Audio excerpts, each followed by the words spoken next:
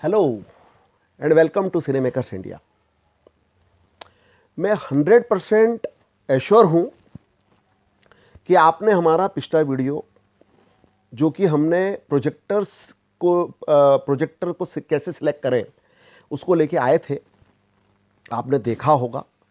हमने उसके अंदर काफ़ी टिप्स दी थी प्रोजेक्टर खरीदते समय हमें किन किन बातों का ध्यान रखना चाहिए। उसी वीडियो को मतलब उसी सीरीज़ में हम वीडियो को आगे बढ़ाते हुए आज एक हम बहुत इंपॉर्टेंट टॉपिक कवर करने जा रहे हैं जिसको आम तौर पे देखा गया है कि बहुत लाइटली लिया जाता है, जो है प्रोजेक्टर स्क्रीन। जी हाँ, प्रोजेक्टर स्क्रीन। प्रोजेक्टर स्क्रीन बहुत इंपॉर्टेंट टॉपिक है, बहुत लाइटली लिया जाता है, लेकिन अगर कभी आप इस वीडियो को लास्ट तक देखेंगे बिना स्किप करे हुए तो आपको लगेगा कि ये बहुत इंपॉर्टेंट टॉपिक है, हम क्यों इसको इतना लाइटली लेते हैं। और एक चीज़ और आपको मैं बता दूं, आपके हमारे जितने भी पिछले वीडियो या आने वाले जितने भी वीडियो है इससे रिलेटेड आप हमसे कनेक्ट होना चाह रहे हैं तो या आपके कोई सवाल है तो आप हमसे व्हाट्सएप के जरिए या नीचे कमेंट बॉक्स में जाके आप हमसे सवाल पूछ सकते हैं और आप हमसे कंटिन्यूस टच में रह सकते हैं। अब मैं वीडियो को आगे बढ़ाता हूं। सबसे आम सवाल, क्या हमें प्रोजेक्टर स्क्रीन खरीदना चाहिए या नहीं? मैं अब आपको बताऊंगा कि प्रोजेक्टर स्क्रीन क्यों खरीदना चाहिए और उसके क्या फायदे हैं। सबसे पहला पॉइंट, अब आप समझ लीजिए कि आपने प्रोजेक्टर खरीद के ले आए, बहुत हाई रिजोल्यूशन का प्रोजेक्टर अपन ने खरीदा है, फुल एचडी या 4K। अब हमारे दिमाग में एक ही चीज कंटिन्यूस चल रही है कि हमने इतना बढ़िया प्रोजेक्टर लेके आ गए, इमेज क्वालिटी तो बहुत बढ़िया मिलने वाली है, हमने प्रोजेक्टर स्क्रीन की तरफ ध्यान ही नहीं दिया। अब होगा क्या? अब होगा यूं कि हमने लिया उस प्रोजेक्टर को, जो है स्क्रीन के मतलब स्क्रीन हमने प्लान नहीं करी प्रॉपर, और हमने प्रोजेक्टर्स तो बहुत अच्छी क्वालिटी का लेके आ गए, हम बोल रहे हैं साहब अच्छी क्वालिटी मिलेगी है, लेकिन उसका क्या कारण है? आपकी स्क्रीन की क्वालिटी क्यों नहीं मिलेगी? हमारे प्रोजेक्टर में तो कोई कमी नहीं रह गई। उसका एक बहुत इंपॉर्टेंट पॉइंट है, आप ध्यान से सुनिएगा, लाइट रिफ्लेक्शन। लाइट रिफ्लेक्शन जितना हमें प्रोजेक्टर स्क्रीन से मिलता है उतना कभी भी हमें दीवालों से नहीं मिल सकता। जी हां, उसका कारण बता देता हूं मैं आपको। उसका कारण यह है, हम कितनी भी पुट्टी कर लें, कितना भी ध्यान रख लें, कितना भी कहीं ना कहीं दीवालों के ऊपर, आम भाषा में बोला जाए ढलके, जिसको हम बम्प्स बोलते हैं, अनइवन स्पेस, मतलब अनइवन वॉल, या स्मूथनेस नहीं आना मतलब वॉल के ऊपर, तो ये सब एक पॉइंट हमें जनरल जो है वॉल पे देखने को मिलते हैं। अब उसके बिल्कुल ऑपोजिट जो हमारी प्रोजेक्टर की स्क्रीन होती है, प्रोजेक्टर की स्क्रीन बहुत स्मूथ होती है। स्मूथ अगर कभी हमारे प्रोजेक्टर की स्क्रीन होगी तो हमें जो दीवारें हैं अनइवन स्पेस या अपने अनइवन जो दीवार है ढल के, तो उसमें क्या होता है, कहीं ना कहीं डिस्टॉर्शन या ब्लर इमेज हमको देखने को मिलती है। मैं समझता हूं आपको ये पॉइंट क्लियर हो गया होगा कि हमें प्रोजेक्टर स्क्रीन क्यों खरीदना चाहिए। अब हमने ये डिसाइड कर लिया कि हमें प्रोजेक्टर स्क्रीन खरीदनी, प्रोजेक्टर आप ऑलरेडी प्लान कर ही चुके हो। अब एक सवाल आता है, प्रोजेक्टर स्क्रीन हम किस साइज की खरीदें? मैं आपको बता दूं कि प्रोजेक्टर स्क्रीन आपको हमेशा आपके रूम के साइज के हिसाब से खरीदना चाहिए। रूम के साइज के हिसाब से क्यों खरीदना चाहिए? बहुत सारे कस्टमर्स, बहुत सारे डीलर्स हमसे ये पूछते हैं या हमसे सवाल करते हैं कि अरे हमारा तो रूम साइज काफ़ी बड़ा है, बड़ी प्रोजेक्टर स्क्रीन लगा लो, कोई फर्क नहीं। अब आपके पास जगह तो बहुत बड़ी है, प्रोजेक्टर स्क्रीन भी आप बड़ी लगा लोगे, ठीक है, उससे क्या होने वाला है? आपसे पूछता हूं मैं सवाल, 5 सेकंड का समय आपको दिया मैंने, बताइए क्या होगा? बिल्कुल सही बोल रहे हो आप, सुन पा रहा हूं। क्या होगा, आपकी प्रोजेक्टर पे जो इमेज जो है, जो प्रोजेक्टर की जो इमेज बड़ी स्क्रीन पे जाके आपको 3 चीजों से कॉम्प्रोमाइज करना पड़ेगा। पहला है ब्राइटनेस, दूसरा है कॉन्ट्रास्ट और तीसरा है रिजोल्यूशन। हम बड़ी प्रोजेक्टर स्क्रीन लगा लेंगे, कहीं ना कहीं जितनी बड़ी प्रोजेक्टर स्क्रीन लगाएंगे हमारा प्रोजेक्टर पीछे जाने वाला है। प्रोजेक्टर पीछे जाएगा तो ब्राइटनेस हमारी लूज होगी, है ना। उससे क्या होगा कि हमें प्रोजेक्टर का जो मजा आना है, जिसके लिए हमने प्रोजेक्टर खरीद रहा है इतना हाई एंड, उसका मजा नहीं आने वाला है। अब हमें प्रोजेक्टर स्क्रीन जो है उसमें हमें यह भी देखना होता है कि बड़ी प्रोजेक्टर स्क्रीन जो होगी वो आपके जो है व्यूइंग एंगल में फिट भी होना चाहिए। आपने प्रोजेक्टर स्क्रीन बहुत बड़ी खरीद ली, आपकी व्यूइंग एंगल में आई नहीं रही है, हमें सिर ऊपर नीचे करना पड़ रहा है, पता लग रहा है हम पिक्चर तो कम एंजॉय कर रहे हैं, पता लग रहा है हमें हेडेक होने लग गया। ऐसा नहीं करना चाहिए। स्क्रीन हमेशा हमारे जो है व्यूइंग एंगल को फिट होते हुए लेना चाहिए। बहुत इंपॉर्टेंट पॉइंट है ये, नोट करिए आप। इसके बाद अब हमने स्क्रीन भी खरीद ली। अब एक आम तौर पे एक बहुत कॉमन सवाल जो हमेशा देखने को सुनने को मिलता है, हम प्रोजेक्टर की स्क्रीन माउंट कैसे करें, क्या पॉइंट को हमें ध्यान रखना चाहिए। मैं आपको बता देता हूं। प्रोजेक्टर की स्क्रीन माउंट करते समय आपको एक बात का बहुत अच्छे से ध्यान रखना चाहिए कि जो हमारी सीलिंग है, सीलिंग की जो हाइट है, मतलब एज सपोज आप पकड़ लें कि आपकी सीलिंग की हाइट जनरली अभी 10 फीट होती है, सीलिंग हाइट हमारी 10 फीट होती है। हमारे सीलिंग से 1 फीट हमें नीचे स्क्रीन लगाना चाहिए, ऊपर से 1 फीट नीचे, और नीचे से जो हम फ्लोर बता रहे हैं, फ्लोर से तकरीबन 3 से 4 फीट ऊंचे हमें ऊपर स्क्रीन लेना चाहिए। क्योंकि हम कुछ ना कुछ नीचे हम रनर बनाते हैं या कुछ ना कुछ हमारा चलता है, या हम जो पीछे जो बैक बेंचर्स हैं जो हमारे पीछे, हम जरूरी नहीं है कि हम लास्ट सीट पे ही बैठे, हम फ्रंट वाले हैं उसके पीछे हम लास्ट पे अगर बैठे, तो हमें एक जो प्रॉपर विविंग एंगल बनना चाहिए, वो विविंग एंगल हम अगर कभी 3 या 4 फीट पे अगर कभी लेंगे तो आपको बिल्कुल परफेक्ट विविंग एंगल बनेगा। और इससे क्या होगा मैं आपको बताता हूं कि हम जो हमें कहीं ना कहीं जो एक इमर्सिव जो फील आता है, वो इमर्सिव फील आएगा। अब हमने ये भी डिसाइड कर लिया कि हमें स्क्रीन कैसे माउंट करना चाहिए। अब हमने स्क्रीन भी माउंट कर ली, सब कुछ कर लिया। अब हमें जो सिटिंग है, सिटिंग कहां लेना चाहिए। सिटिंग का एक बहुत सिंपल थंब रूल है, बता देता हूं मैं आपको, आपने कहीं भी देखने नहीं मिलेगा, आपको ना कहीं सुनने मिलेगा इस थंब रूल को। मान लीजिए कि आपकी प्रोजेक्टर की स्क्रीन आप 6x8 की लेके आए, 6x8, तो क्या हो गया, 6x8 का मतलब यह हो गया कि हमारी जो स्क्रीन की साइज होने वाली है वो है 8 फीट, तो उसकी विड्थ हो गई। जब कभी भी आप ध्यान रखिएगा, जो भी बड़ा जो होता है, जैसे 4x6, तो 6 जो होगी वो हमेशा विड्थ होगी, 4 हमेशा हाइट होगी। 6x8 मतलब क्या होगा, 8 हमारी विड्थ होगी और 6 हमारी हाइट होगी। अब एक बहुत सिंपल फॉर्मूला, अब हमारी स्क्रीन है 6x8, हमें क्या करना है, स्क्रीन का जो हाइट है उससे डबल, मतलब 12 फीट, हमारी जो फर्स्ट सीट आनी है, हमारी जो फर्स्ट सीट आनी है वो 12 फीट पे आनी है। एक थंब रूल बना लीजिए आप। ये हम अपने ऐसे ही कहीं से हम ले दे के वो नहीं कर रहे हैं, हम अपने एक्सपीरियंस से आपको शेयर कर रहे हैं। कई लोग ऐसे भी होंगे कि नहीं साहब, हम तो इससे जो है संतुष्ट, मतलब हम इससे एग्री नहीं करते। हमारा काम है वीडियो बनाना, राइट इंफॉर्मेशन आपको शेयर करना। 100% हम तो ये नहीं कह सकते कि साहब हम 100% राइट है, लेकिन हम जितने भी वीडियो हमारे बनाते हैं पूरी ईमानदारी से बनाते हैं, और इंफॉर्मेशन शेयर करना हमारा काम है, और हम इंफॉर्मेटिव वीडियो ही लेके आते हैं। अब हम ये भी कर लिया, हमने सेटिंग भी बैठा ली। अब हमें एक बहुत कॉमन सवाल, प्रोजेक्टर की जो स्क्रीन है वो हमें किस एस्पेक्ट रेशो की लेना चाहिए?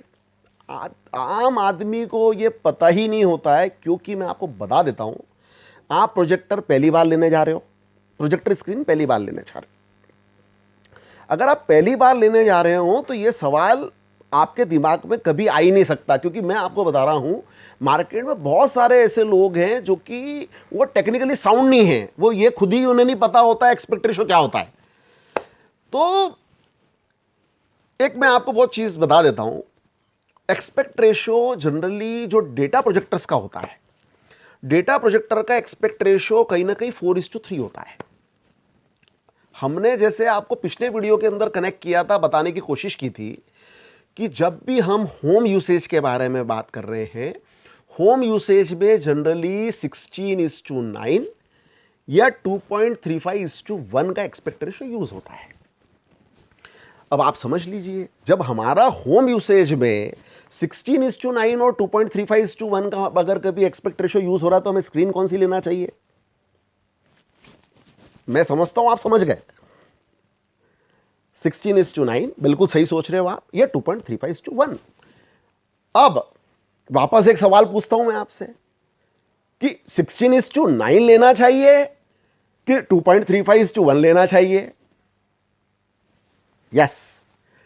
अगर आपका यूसेज, जैसे कि मैं आपको बताऊं, आप अगर कभी स्पोर्ट्स चैनल ज्यादा देखते हैं या टीवी शोज अगर कभी ज्यादा देखते हैं, तो मैं आपको बता दूं, टीवी शोज और स्पोर्ट्स चैनल जनरली जो है वो 16:9 एस्पेक्ट रेशो में बनते हैं। और अगर आप मूवी के शौकीन हैं, तो मूवीज मैक्सिमम आज के तारीख में जो बनती है वो 2.35:1 के रेशो में बनती है। तो आपको अगर कभी डेडिकेटेडली मूवीज देखनी है तो आप 2.35:1 की स्क्रीन ले सकते हैं। और अगर आप तीनों कंटेंट एंजॉय करना चाहते हैं, मूवीज भी देखनी, स्पोर्ट्स चैनल भी देखना है, पिक्चर भी देखना है, जनरल कंटेंट्स भी देखना है, सब देखना है, 16:9 की स्क्रीन लाइए, साहब मजा आ जाएगा आपको। मैं समझता हूं मैं वीडियो बहुत इंटरेस्टिंग बना रहा हूं। अब अगर आपने प्रोजेक्टर स्क्रीन बड़ी खरीद के लेके आ गए, अब क्या होगा? बड़ी प्रोजेक्टर स्क्रीन खरीद के लेके आ गए, हमारा प्रोजेक्टर का ब्राइटनेस जो है वो जो भी है, लेकिन हम अब जो है कहीं ना कहीं हमें ब्राइटनेस से कॉम्प्रोमाइज करना पड़ रहा है। अब हमारे पास एक ऑप्शन बचता है कि या तो हम क्या करें, बड़ी प्रोजेक्टर स्क्रीन है उसको छोटी इमेज बनाएं, उसका जो प्रोजेक्टर का मजा अच्छे ब्राइटनेस से ले, या हम पूरे स्क्रीन के ऊपर हमें इमेज देखनी है तो हम क्या करें, एक नया प्रोजेक्टर दूसरा खरीद के लाएं। हार्ड एंड मनी है, पैसा जो है वो रोड पे नहीं रखा है। तो इसलिए अगर कभी हम कोई भी चीज समझ के लेंगे तो शायद हम अपने पैसा जो हमने हार्ड एंड मनी है, जिसको हमने बाजार से खरीद के लाए और जो भी है, तो हम कम से कम उसको एंजॉय कर पाएंगे। अब एक सवाल और आता है कि मुझे स्क्रीन कौन सी लेना चाहिए? मुझे तो पता ही नहीं मुझे स्क्रीन कौन सी लेना चाहिए। मैं आपको स्क्रीन के टाइप्स बताता हूं कि स्क्रीन के टाइप्स क्या आते हैं। दो टाइप की प्रोजेक्टर स्क्रीन होती है, एक होती है साफ फिक्स फ्रेम और दूसरी होती है फोल्डेबल। फिक्स फ्रेम, नाम से ही पता लग रहा है हमें फिक्स फ्रेम का मतलब क्या। फिक्स फ्रेम में आपको बता देता हूं, फिक्स फ्रेम में क्या होता है, एक मेटल की फ्रेम होती है, हम उस मेटल की फ्रेम पे हम जो हमारा जो फैब्रिक होता है उसको हम स्ट्रेच कर देते हैं। जब हम उस फैब्रिक को स्ट्रेच करते हैं तो क्या होता है, बिल्कुल टेंशन लेस जो होता है वो हमारी बिल्कुल टाइट स्क्रीन होती है और हमें एक बहुत ही स्मूथ पिक्चर दिखने वाली है।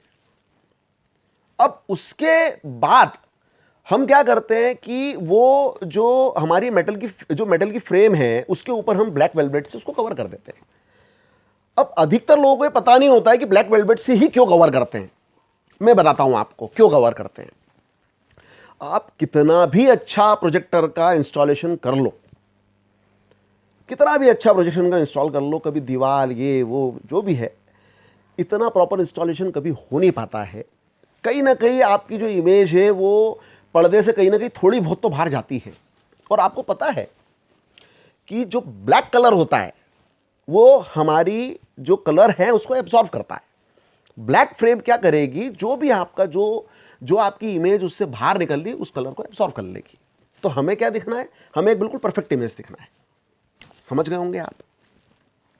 अब फिक्स फ्रेम में एक चीज और आती है, जैसे मैं आपको बता दूं कि हम उसको बोलते हैं एकॉस्टिक स्क्रीन या परफोरेटेड स्क्रीन। और फिक्स फ्रेम स्क्रीन हमें कहां लगाना चाहिए, मैं आपको यह भी बता देता हूं। फिक्स फ्रेम स्क्रीन आप वहां लगा सकते हैं जहां आपके पास स्पेस का प्रॉब्लम नहीं है, जहां आपको ऐसा लगता है कि हमारे पास एम्पल स्पेस है, डेडिकेटेडली हमने होम थिएटर बना रखा है, और हम वहां पे हमारी स्क्रीन अगर कभी लगा देते हैं, हमारी जगह वो ब्लॉक हो जाती है, हमें कोई फर्क नहीं पड़ता, तो हमें वहां फिक्स फ्रेम लगाना चाहिए। और जो परफोरेटेड एकॉस्टिक स्क्रीन होती है, जो फिक्स फ्रेम का ही एक फिक्स फ्रेम ही होती है, उसमें क्या होता है, कई ऐसे लोग हैं जो बोलते हैं साहब हमें पूरा जो थिएटर है वो बिल्कुल क्लीन चाहिए, हमें स्पीकर इधर उधर जो है दिखना नहीं चाहिए, या हमें तो वो स्पीकर कहीं ना कहीं जो है स्क्रीन के पीछे लगाना चाहते हैं।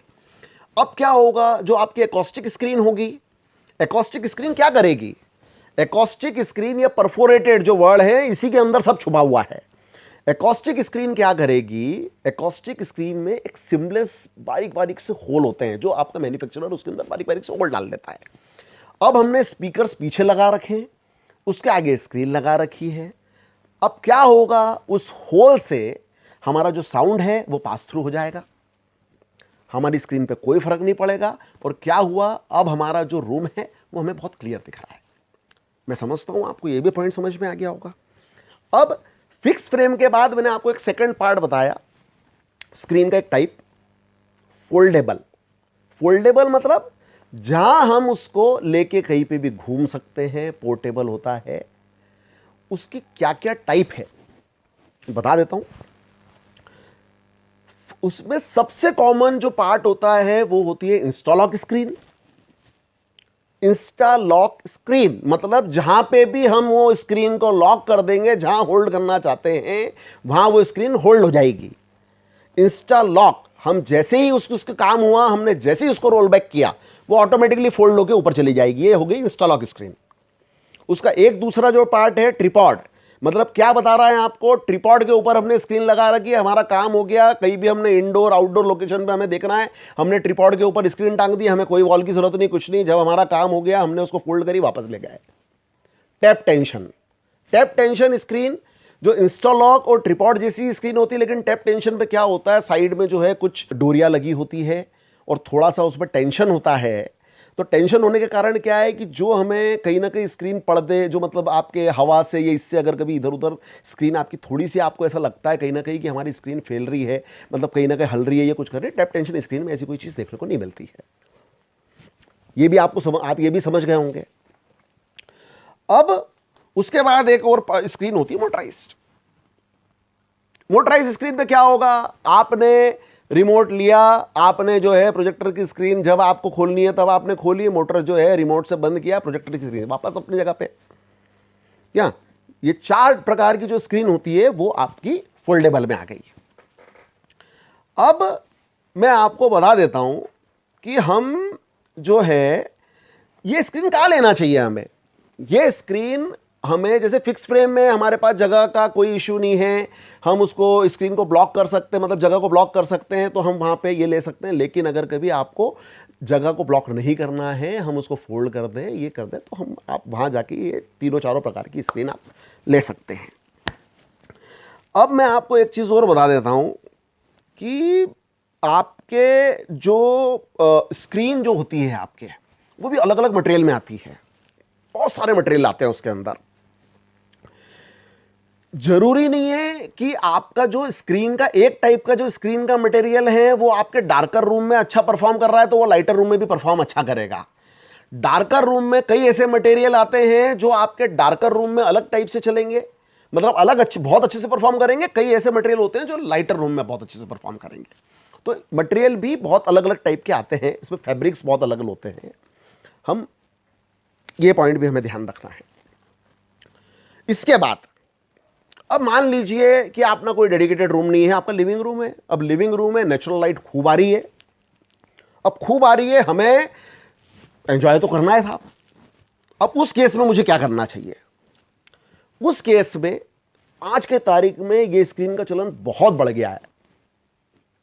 जी हां, मैं आपको बताता हूं, हम उसको बोलते हैं ALR, ALR स्क्रीन। इसका ALR का स्क्रीन का क्या हो गया?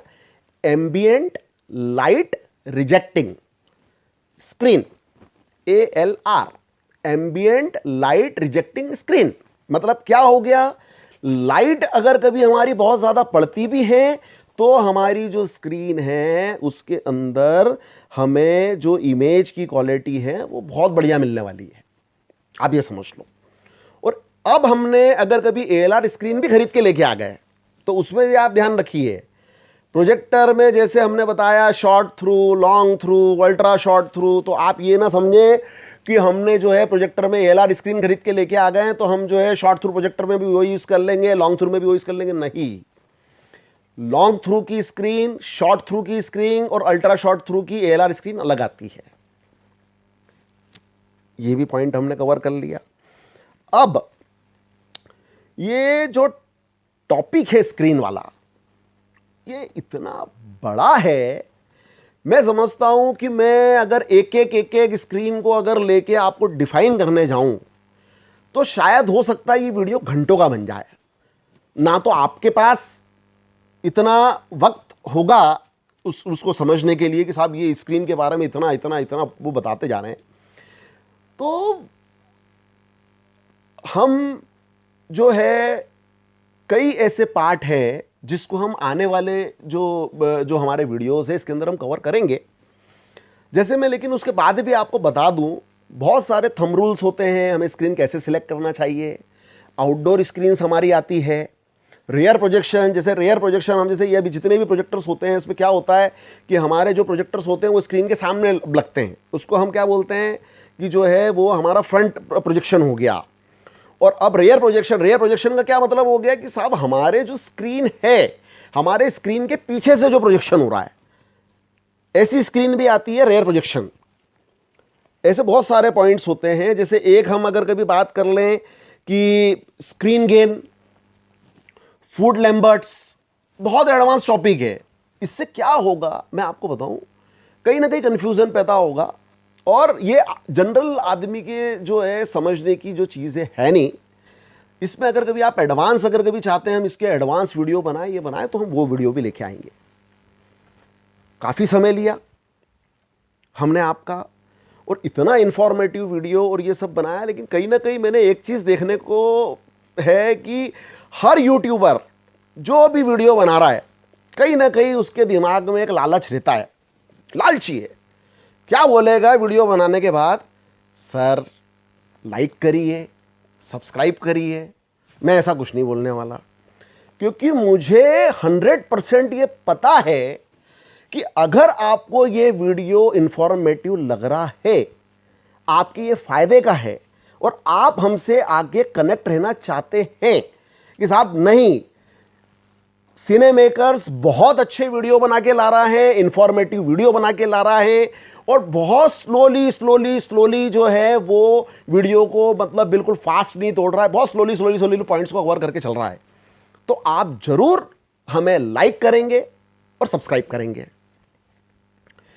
अब आपको मैं हमारा आने वाले वीडियो के बारे में भी बता देता हूं। हम इसके बाद जो वीडियो लाने वाले हैं वो हम लाने वाले हैं प्रोजेक्टर्स के माउंट्स को लेके।